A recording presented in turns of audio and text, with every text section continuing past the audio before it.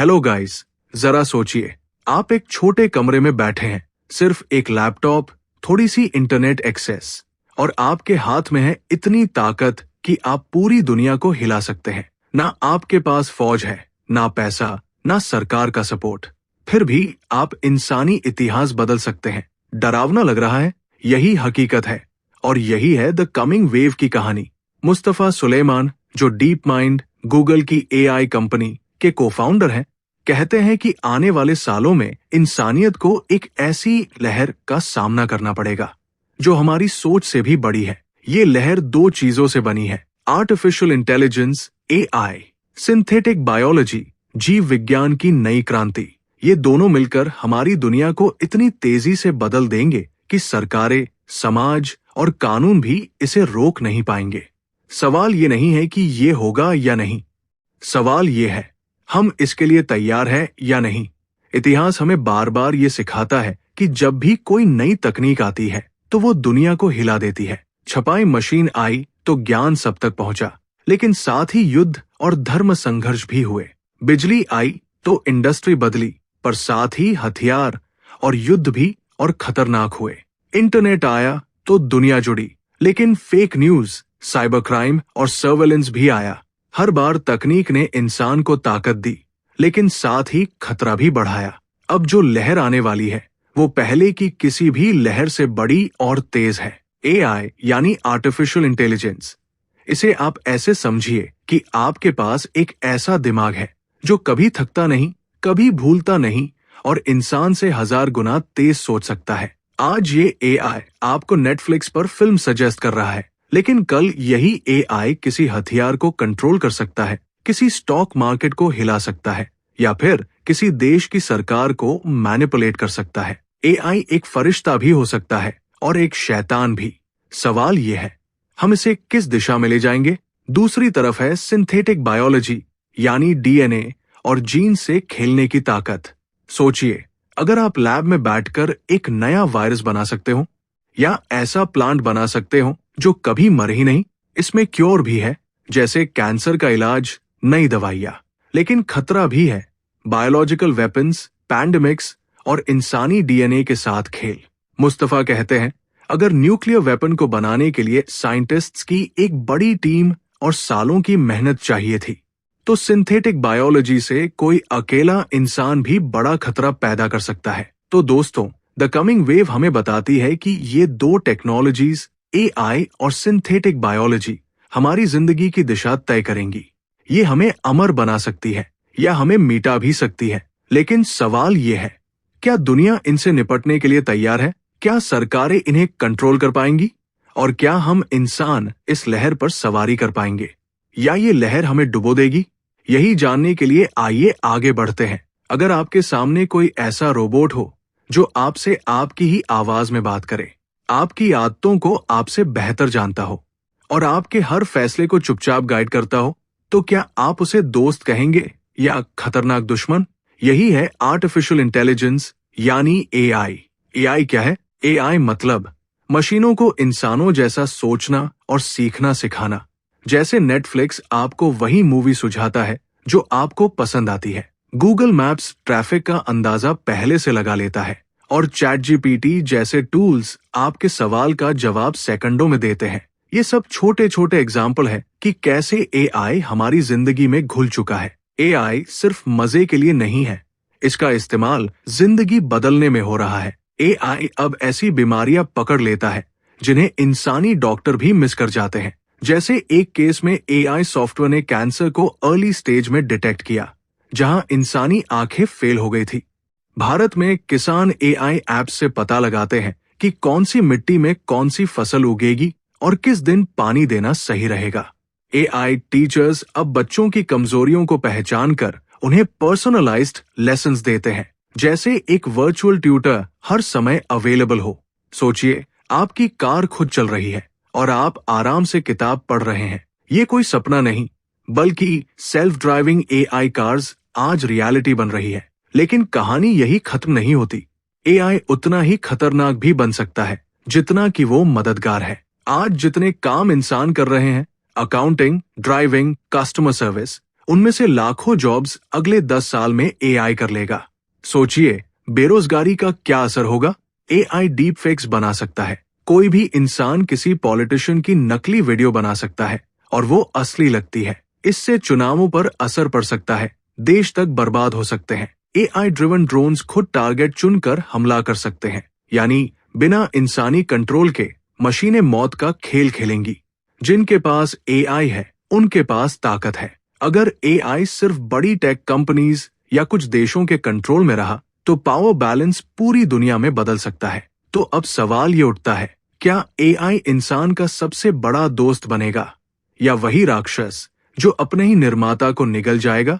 और यही कॉन्फ्लिक्ट है जो किताब द कमिंग वेव में बार बार सामने आता है। मुस्तफा सुलेमान कहते हैं, एआई एक लहर है जिसे रोका नहीं जा सकता। सवाल सिर्फ इतना है, हम इस लहर पर सवारी करेंगे या ये लहर हमें डुबो देगी? अगर इंसान अपने डीएनए को बदल सके, अपनी कमजोरी मिटा सके या फिर एक पूरी नई प्रजाति बना सके, तो क्या ये भगवान बनने जैसा है या खुद अपनी बर्बादी की तरफ पहला कदम? यही है सिंथेटिक बायोलॉजी। सीधी भाषा में सिंथेटिक बायोलॉजी मतलब लाइफ को कोड की तरह पढ़ना और बदलना। जिस तरह सॉफ्टवेयर को प्रोग्राम किया जाता है, उसी तरह साइंटिस्ट डीएनए को प्रोग्राम करने की कोशिश कर रहे हैं।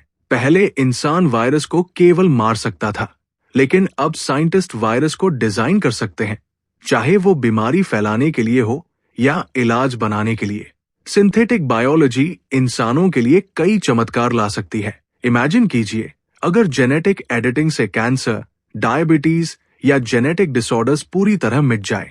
आज क्रिस्पर नाम की टेक्नोलॉजी यही कर रही है। Food revolution, lab grown meat अब हकीकत है, यानी बिना बकरी काटे हम मांस बना सकते हैं। इससे हंगर कम होगी और एनवायरनमेंट भी बचेगा। एनवायरनमेंट सेव करना, साइंटिस्ट्स ऐसे इंजीनियर्ड बैक्टीरिया बना रहे हैं जो प्लास्टिक खा सकते हैं। सोचिए, कचरे का पहाड़ मिट सकता है। क्या होगा अगर इंसान अपनी इंटेलिजेंस या ताकत जेनेटिक लेवल पर बढ़ा ले? फ्यूचर में इंसान अपनी लिमिट्स तोड़ सकता है, लेकिन जितना ये फैसिनेटिंग है, उतना ही खतरनाक भी।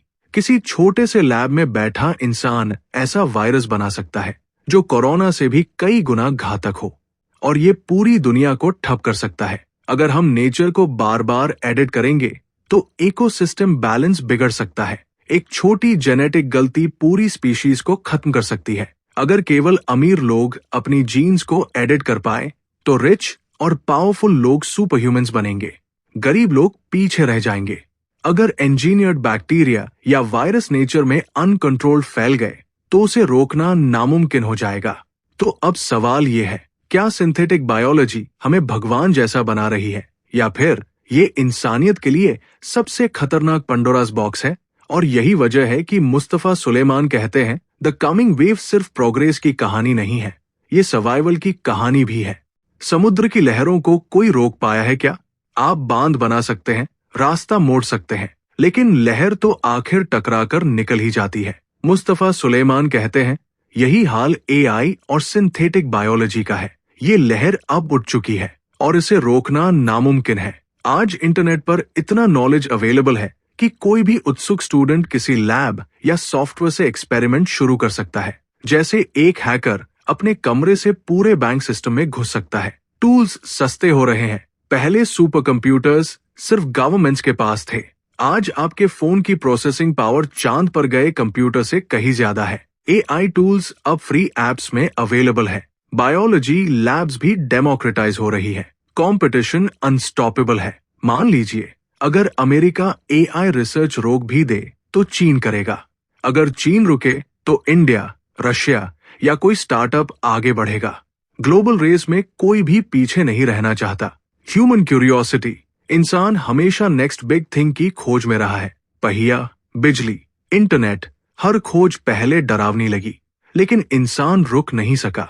यही जिज्ञासा हमें नई लहरों की तरफ धकेलती है। हाँ, सरकारें और संस्थाएं कोशिश करती है कि इस लहर को कंट्रोल किया जाए। एआई पर रेगुलेशंस बन रहे हैं, जेनेटिक एक्सपेरिमेंट्स पर बैन्स लगाए जाते हैं, लेकिन हकीकत यह है कि कंट्रोल कभी पूरा नहीं हो सकता। कुछ लोग हमेशा छुपकर एक्सपेरिमेंट करेंगे और टेक्नोलॉजी अनडिटेक्टेबल फैलती रहेगी। जैसे जब इंटरनेट आया था, कुछ देशों ने वेबसाइट्स पर बैन लगाए। लेकिन क्या सच में इंटरनेट रुका? नहीं, लोग वीपीएन और प्रॉक्सी से रास्ता निकालते रहे। तो असली मुद्दा यह है कि अगर लहर को रोका नहीं जा सकता, तो क्या हमें इसे डायरेक्शन देने की कोशिश करनी चाहिए, या हमें डरते हुए किनारे पर खड़े रहना चाहिए जबकि ये लहर सब कुछ बदल देगी? मुस्तफा सुलेमान कहते हैं, ये वेव हमारी जिंदगी, हमारी राजनीति, हमारी अर्थव्यवस्था और हमारी सोच को बदलने वाली है, और जो देश या इंसान इसे समझ नहीं पाएगा वो पीछे छूट जाएगा। कल्पना कीजिए, आज ताकत सरकारों और बड़ी कंपनियों के हाथ में है, लेकिन अगर कल को ताकत किसी छोटे हैकर, साइंटिस्ट या यहां तक कि एक अकेले इंसान के हाथ में पहुंच जाए, तो क्या होगा? यही है power shift, the coming wave का सबसे डरावना और दिलचस्प पहलू। पुराने जमाने में ताकत किसके पास थी?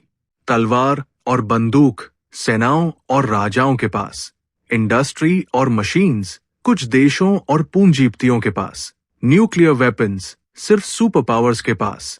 यानी ताकत हमेशा सेंट्रलाइज्ड रही, लिमिटेड लोगों के कंट्रोल में।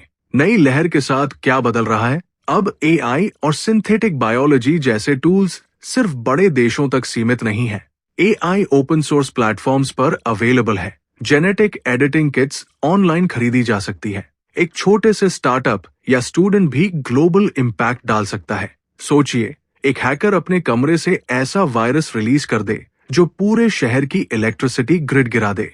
पहले ऐसा सिर्फ देशों के पास पॉसिबल था, अब कोई टीनेजर भी कर सकता है। अगर कोई स्मॉल लैब साइंटिस्ट क्रिस्पर का इस्तेमाल करके डेंजरस बैक्टीरिया बना दे, तो ये हथियार परमाणु बम से भी खतरनाक हो सकता है। टेक कंपनियां, गूगल, ओपन एआई, मेटा जैसी कंपनियां, जिनके पास रिसोर्सेज और डेटा है, अगर ये कंपनीज सब कंट्रोल करती है, तो पूरी दुनिया उनकी डिजिटल कॉलोनी बन सकती है। सरकारें, कुछ देश अपने नागरिकों पर टोटल सर्वेलेंस के लिए एआई का इस्तेमाल कर सकते हैं, जैसे चाइना का सोशल क्रेडिट सिस्टम, जहां हर एक्टिविटी रिकॉर्ड होती है। इंडिविजुअल्स और छोटे ग्रुप्स, सबसे खतरनाक शिफ्ट यही है। अब कोई भी मोटिवेटेड व्यक्ति या छोटा ग्रुप इतनी ताकत रख सकता है कि वो लाखों लोगों की जिंदगी प्रभावित कर दे।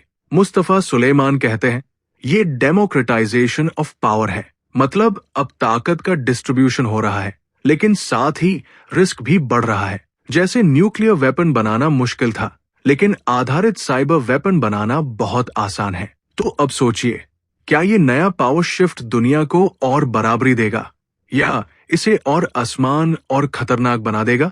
और यही वो मोड़ है जहां इंसान को तय करना है, क्या हम इस ताकत का इस्तेमाल मिलकर करेंगे या इसे आपस की लड़ाई में बर्बाद कर देंगे। अगर टेक्नोलॉजी आपके लिए काम करना बंद करके आपके खिलाफ काम करने लगे तो क्या होगा?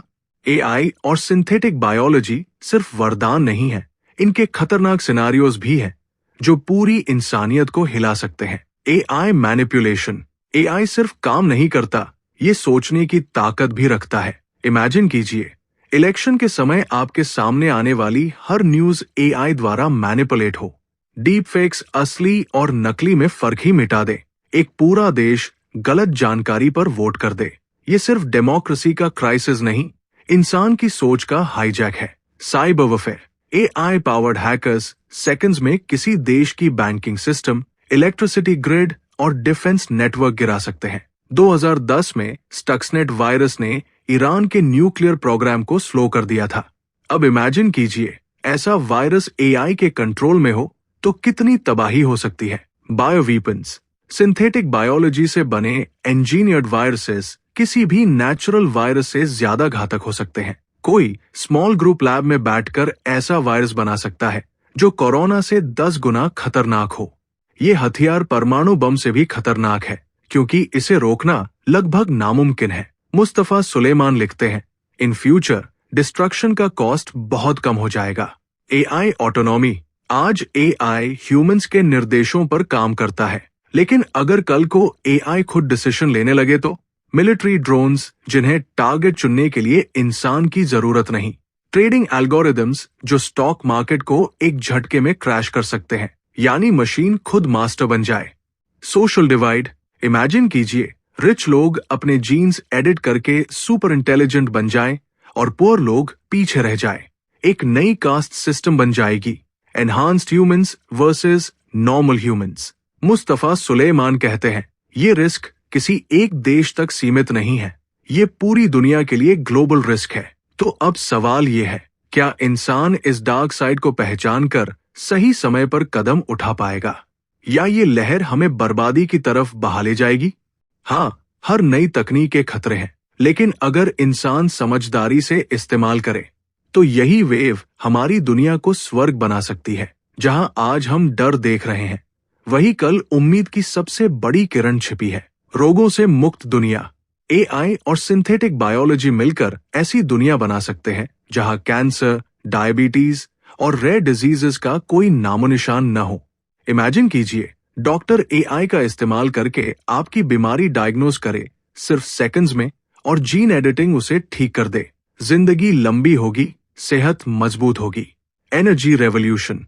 एआई स्मार्ट ग्रिड्स और रिन्यूएबल एनर्जी को इतनी एफिशिएंटली मैनेज करेगा कि बिजली ऑलमोस्ट फ्री हो सकती है। फॉसिल फ्यूल्स खत्म, पोल्यूशन खत्म और सस्टेनेबल फ्यूचर हकीकत बन जाएगा। Super education. एआई हर बच्चे का पर्सनल ट्यूटर बन सकता है। इमेजिन कीजिए, आप जिस स्पीड से सीखना चाहते हैं, एआई आपके लिए उसी तरह कस्टमाइज करे। कोई भी बच्चा पीछे न छूटे। नॉलेज का डेमोक्रेटाइजेशन, यानी सबके लिए बराबर मौके। काम आसान, जीवन बेहतर। मशीन्स बोरिंग, रेपिटेटिव जॉब्स संभाल लेंगी।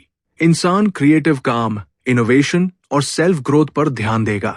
वर्क लाइफ बैलेंस हकीकत बनेगा।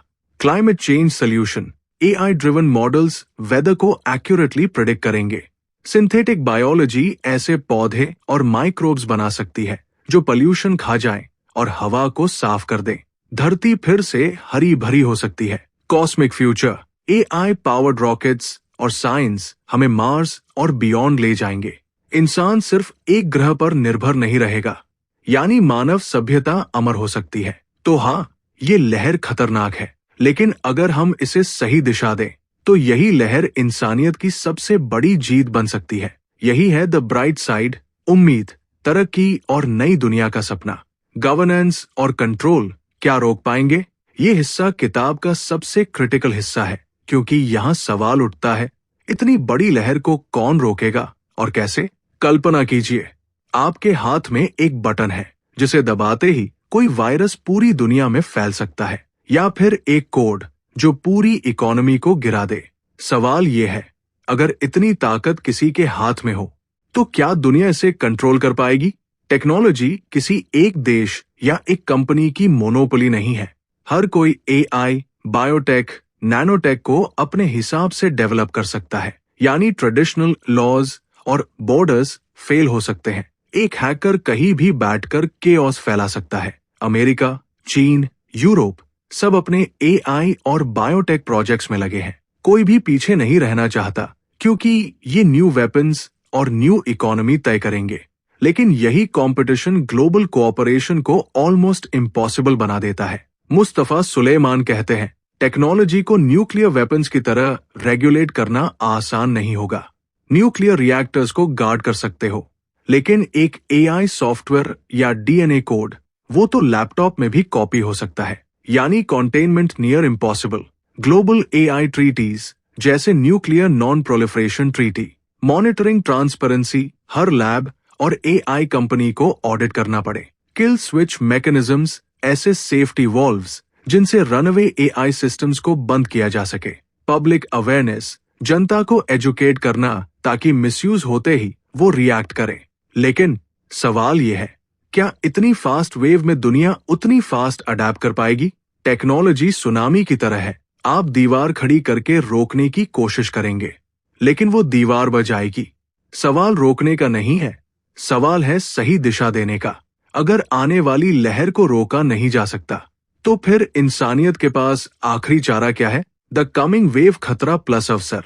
सुलेमान कहते हैं, टेक्नोलॉजी दोधारी तलवार है। एक तरफ ये डिस्ट्रक्शन ला सकती है, वॉर्स, अनएम्प्लॉयमेंट, केओस। दूसरी तरफ ये हीलिंग और प्रोग्रेस ला सकती है, बेहतर दवाइयां, हंगर खत्म करना, क्लाइमेट चेंज सॉल्व करना।